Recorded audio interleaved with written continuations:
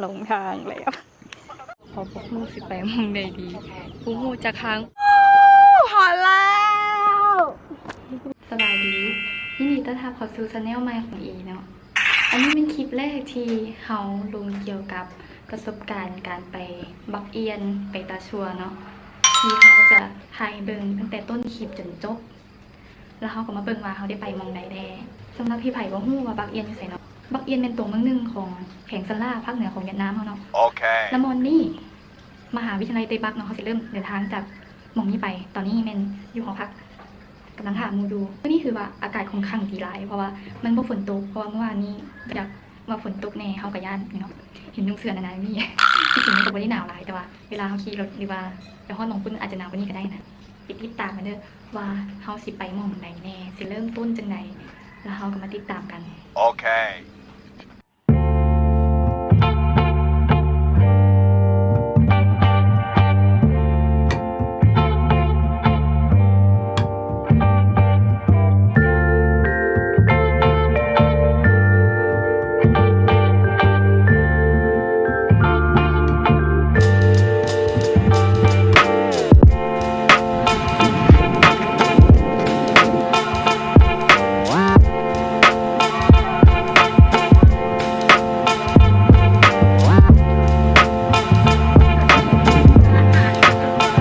ตอนนี้เขาอยู่หลังการนำเนาะกำลัง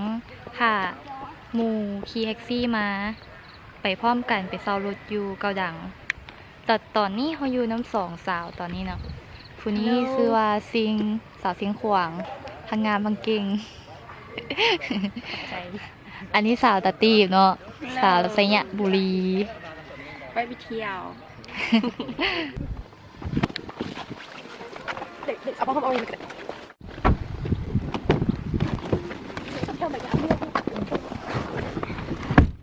อันดีเดี๋ยวงานเป็นแบบนี้ตอนนี้ยังอยู่เกาดังอยู่เนาะกำลังเซารถ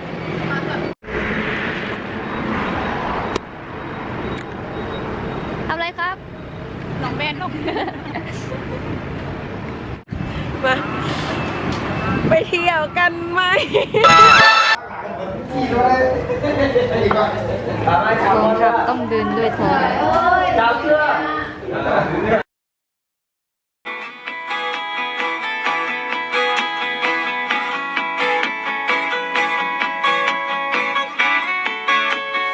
ไปให้สุดขอบฟ้าจะไม่มองย้อนมาจะมุ่งไปให้ถึงดวงดาวที่ฝันใฝ่ไม่ว่า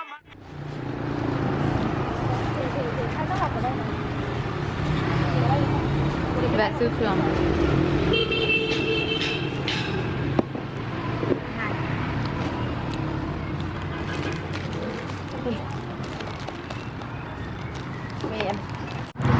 อันนี้แหละสุดอยู่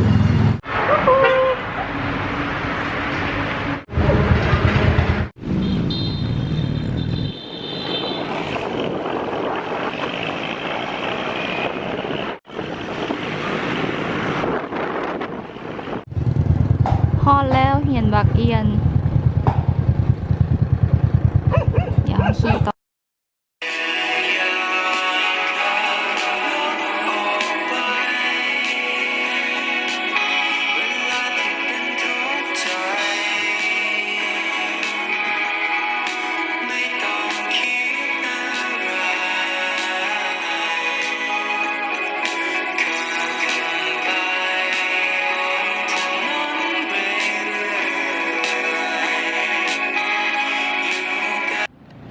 อันนี้แมนคีมาฮอดน่าจะเป็นในตัวเมืองของบักเอียนแล้ว Later จะดังดีหลักเดืองดีเดืองฟูเอี้ยนได้เลยดังไปไหนหลงทางเลยโอเคเขากับบูฮูเขาไปตาม Google Map เรื่องการหลังซื้อแล้วเขากับบูสไตล์เนี่ยดีกับผู้สังเกตดีแต่คันถามเขาเนาะ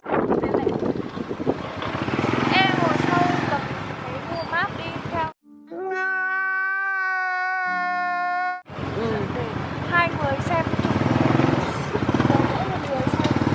hỏi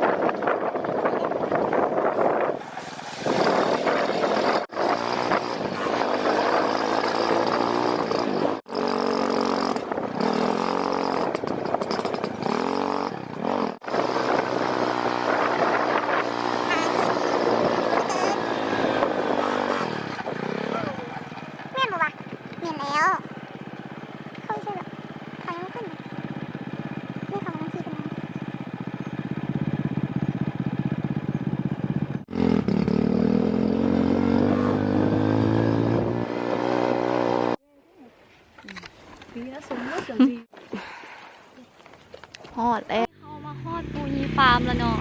ทำอิฐนี่เขาว่าสิไปบ้านบ้านพ่อทำอิฐนี่เขาขี่รถมาเนาะเขาว่าสิไปอันเขาอย่างโฮมสเตย์จิงซ่าอยู่อันแต่เขาหลงทางเนาะก็เลยว่าได้เปลี่ยนแผนมาปูนีฟาร์มแต่หมองนี้กับงานเพื่อกัน เดี๋ยวพาไปเบิง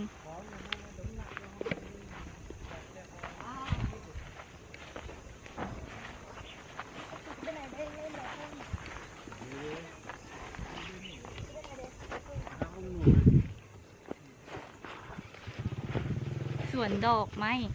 กลางหัวใจ เดี๋ยวพาไปเบิงใกล้ๆใครมีแฟนมากับแฟนอีกบอกเลยว่าถ่ายรูปนี้โคตรงามเลยอ่ะเบิงห้องฟ้า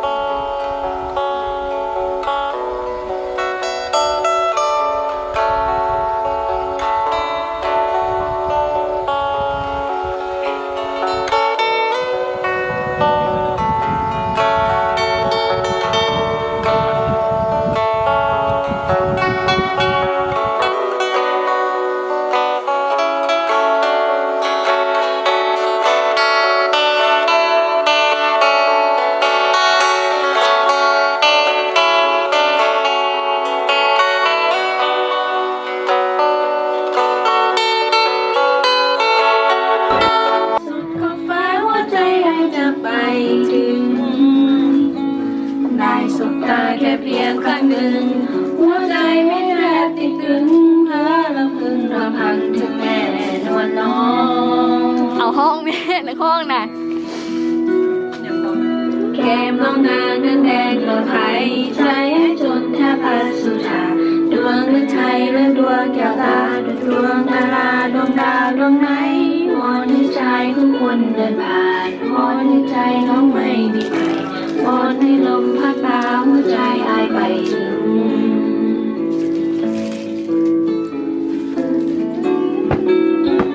ตอนนี้พากัน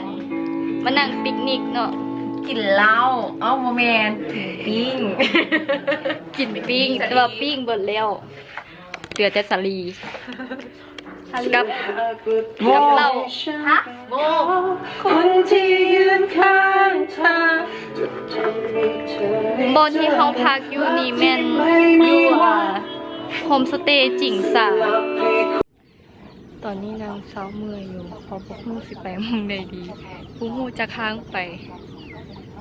แต่ว่าหมองนี่กับวิวงาม อยู่ข้างเทิงนี่แม่นดิ่งตาชัวเนาะอันนั้นมันวิว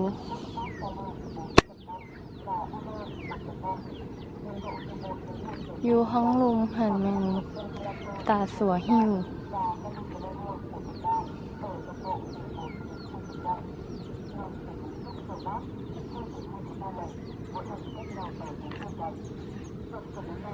เดี๋ยวชิร้องยางไปมองอื่นเบิ่งก่อนตอนนี้เขากำลังจอดถ่ายรูปอยู่ เดี๋ยวให้เบิ่งบรรยากาศพระอาทิตย์ขึ้นตอนเช้าเนาะ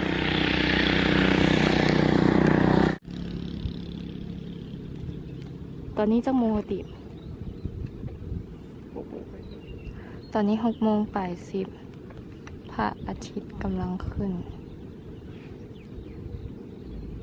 เดี๋ยวเขาจะเดินทางกันต่อเนาะไปส่งขุมนึ่งเนาะ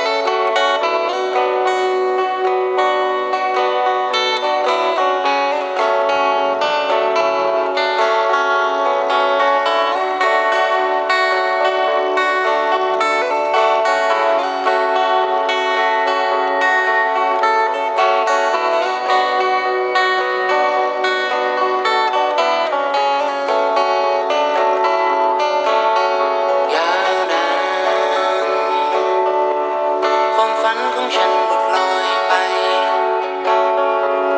ลอยหายในจักรวาลตามหาก็คงอีกนานดวงดาวส่องแสงลงมาตั้งไกลใจฉันยังคงหวั่นไหวคิดถึงวันคืนผ่านมาเธอคือภาพฝันในจักรวาลของฉันดวงดาวส่องแสงวับวาวเมื่อพบเธอเธอคือภาพฝันในจักรวาลของฉัน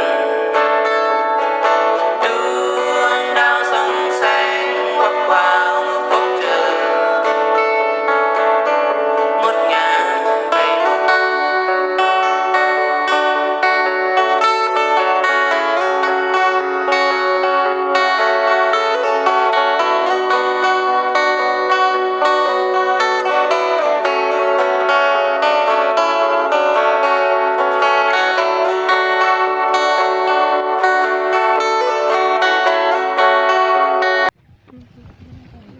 ตั้งใจจะมาเบิ่ง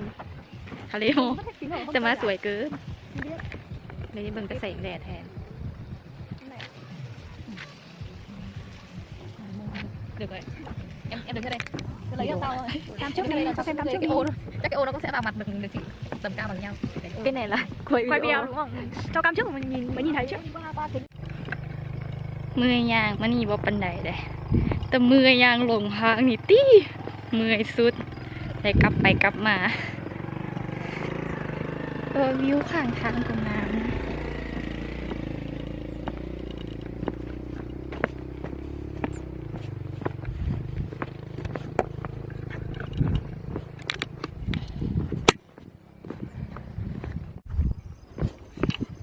ยางมาจะโดนหน่อยคิดว่าฮอดแล้ว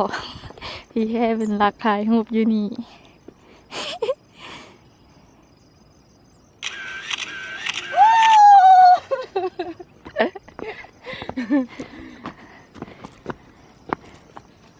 Hello ฮัลโหล ไปลุยต่อชิวยิ้ม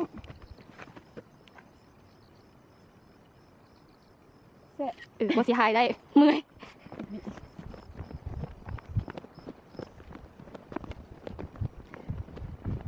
แต่ตีบอาสาพาไปลง ชื่อให้ลงมาได้ลงมือนี่บ่ลงจะดังดีหลักเดืองดี กูลงเมื่อกี้เนี่ยกูลงไปขึ้นตัวได้นะเนี่ย ลงขึ้นเถิงวันนี้ก็คือว่าเขาจะมาแบบใส่ลุยเนาะลุยไปเลยย่างจะพูดมาลุยบ่ลุยก็คือย่างแต่เขาจะไปเบิ่งกับเตาว่าจะเป็นแบบได้ ประจนภัยสี่สาวประจนภัย เป็นไฟดีครับ ตอนนี้มีแต่2 คนเฮ้ยอีก2 คนเขาบ่คาไทยหูบอยู่บ่ลงมาเหรอ เอ้าทางไหนต่อแล้ววะนี่ อันนี้เนาะจังไหนทางไหน ทางใดคนแรกคนหลายใจเลย เอาไว้ทางนี้ทางซื้อได้เลยคนซื้อตรง เมียนบ่จะได้พาไปลงอีกแหละ บ่ลงลงก็คืองานแล้วก็เมื่อทีเนาะตอนนี้เด้คือทางแล้ว เอ้ยเพิ่นมาพามาถึงทางอีหลีเนาะ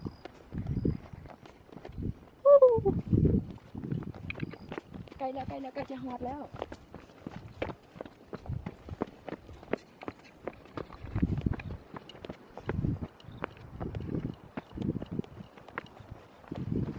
อย่าเอาเงินมาตั้งไว้อยู่นี่เนาะ มายางต่อ โอ้โหนี่อีกไก่ สุดๆไปเลย หาก็ฮอด ถ่ายรูปแป๊บหนึ่ง ครึ่งทาง เบิ้งวิวเนาะเป็นที่สุดยอดเลยเบิ้งกลางนาจะเป็นขั้นใดลง โอ้ยปางกับหมุกแดมมีทางกลางนามีทางอีกยังไม่ก่อนนะแม่น้ำ ฟังเขาว่าบ่เฮาสัมภาษณ์เองเนาะอันนี้เว้าความจริง ได้มาเห็นเอง แล้ว ได้มาเห็นเองนะโอ้โหงาม มาไปเลย Amazing หิ่งห้อยเลยครับ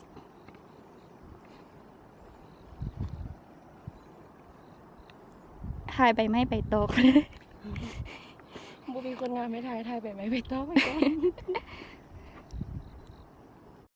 ใกล้ฮอดแล้ววัตตีบในที่สุดก็ฮอดแล้วเนาะหลังจากที่ยางมาดุนนี่ฮอดแล้วนี่วู้ฮอดแล้ว ขักวะ นี่แหละมองนี่แหละ หลังจากที่ยางมาแต่พูนมองนี้ยางมาเพื่อมาเบิ่งวิวโอ้ผู้บ่าว กรูบ่าว ถึงแล้วค่ะ ได้เติมไม่บ่าวกับไฟ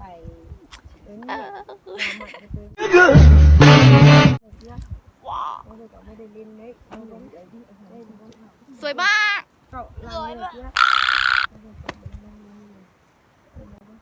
ว่างามได้งามวะกะจะมาเบิ่งเมฆเบิ่งเมยแต่ว่าจะมาเบิ่งท้องฟ้ากับภูงามบ่แพ้กันเลย บอนนี้เนี่ยขั้นว่ามาแต่เว้นมาตอนเช้าประมาณ5 โมงครึ่งหรือว่าตอน6 โมงนี่ก็สิเห็นทะเลหมอกเนี่ยขี้เฟื่อยังอยู่ แต่ว่าเสียดายที่เขามาสวยเกินไป La la la la la la la la la la la สายลมบอกพัดโชยมาย้ำเตือนหัวใจได้ผ่อนคลายแสงแดดสะท้อนลงมา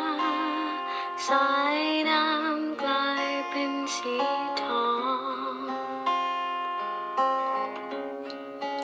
เหมือนกับฉันที่รู้สึกกับเธออยู่อย่างนั้น La la la la la la la la la la la ช่างสวยงามไม่เลือนลางและไม่ลบไม่เลือนจางหายดังดอกไม้อยู่ในใจฉันอยู่ในนั้นพัดปลิวสวยอยู่ในใจฉันอยู่ในนั้น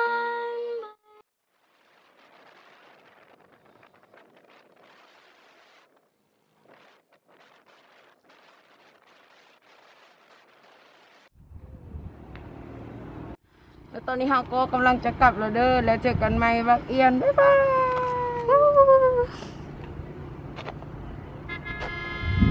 เจอกันโรงเรียนเฮา